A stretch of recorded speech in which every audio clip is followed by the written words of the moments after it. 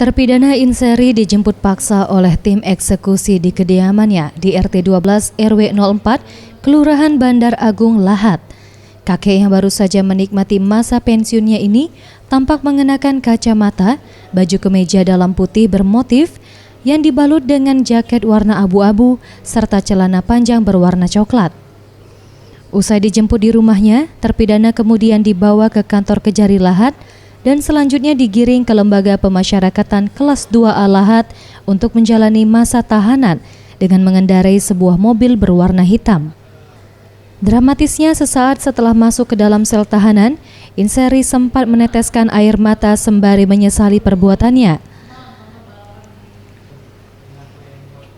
Berdasarkan hasil audit tim ahli, penyimpangan pada proyek pendidikan dan pelatihan menjahit serta teknisi elektronik jenis televisi di Dinas Tenaga Kerja dan Transmigrasi atau Disnakertrans Kabupaten 4 Lawang tahun anggaran 2010 tersebut telah merugikan negara sebesar Rp209.391.159. Kepala Kejaksaan Negeri Lahat Helmi mengatakan, penahanan terhadap terpidana Inseri merupakan eksekusi atas putusan Mahkamah Agung atau MA tahun 2012 yang telah mempunyai kekuatan hukum tetap terkait kasus korupsi di Disnakertrans 4 Lawang.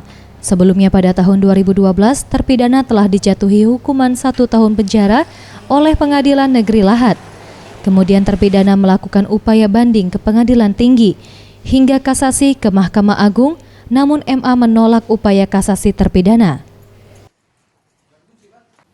Jadi eksekusi pada hari ini terkait dengan adanya putusan Mahkamah Agung tahun 2012 yang telah mempunyai kekuatan hukum yang tetap ya terhadap